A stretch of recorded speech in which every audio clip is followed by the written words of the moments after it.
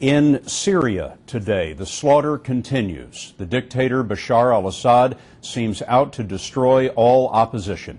His forces have surrounded the city of Homs, the center of the 11-month-old rebellion. For a sixth day, the army fired into the city. Rockets and mortars hit houses and mosques. Human rights groups say more than 60 people were killed just today. Hospitals are packed with wounded, including children.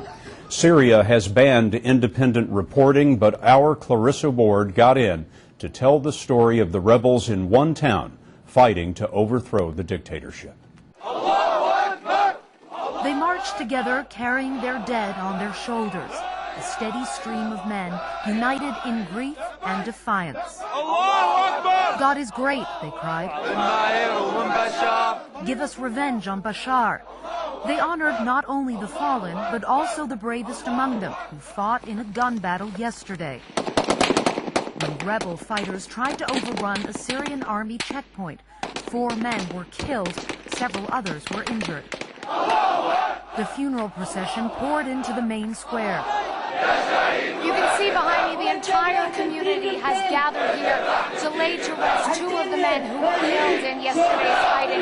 They're chanting over and over again, "Heaven, open your doors to accept this shaheed," or martyr. Another, smaller body was carried in. Locals say this 10-year-old boy was killed in the crossfire. Heaven loves the martyrs, the crowd shouted. The procession moved towards the burial ground, defiantly marching past a Syrian army camp. Armed rebel fighters walked alongside to offer protection, and snipers kept guard in high places all around. But as the last mourners were leaving, Syrian army tanks rolled in. Shots sprang out. The streets emptied, and the fighters scrambled to get to safer ground. Life here now is a cycle of funerals and gun battles. Normal routines have been on hold for months. Schools are closed, garbage collection is done by overstretched volunteers, and the power supply is spotty. Mobile does not work. Internet does not work. The internet has been switched off for 3 days, he said. People here worry that cutting them off from the world is the first step in an all-out government assault on the city. There is quite a lot of tension in the air tonight, Scott, because tomorrow is Friday, which is the day when most of the protests and most of the violence have taken place during this uprising.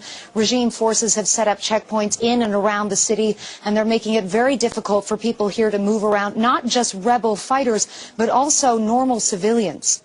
We saw in your story the little boy that you described as a 10-year-old who lost his life. I wonder, how are civilians being killed in this conflict?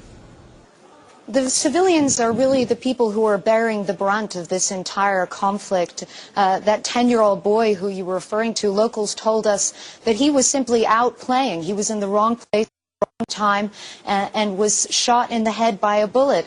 And this sort of a story is not an anomaly. This is very much run-of-the-mill. You hear these types of tragic tales almost every day. Last year, when a similar thing was happening in Libya, of course, NATO came in with air power to help the rebels. There's no indication that that kind of thing would happen again now in Syria, but I wonder whether the people there have that kind of expectation. Wherever we go, Scott, we are constantly asked by people, the minute they know we're a journalist, they ask us, why on earth is the international community not helping us? Why did the international community give Libya a no-fly zone, but they're not offering us the same kind of support? And they can't understand why it is that the international community is not rallying behind them in the same way and making sure that President Assad does not deploy his army's air power onto them. Clarissa Ward, CBS News correspondent, reporting independently with the rebels in Syria. Thank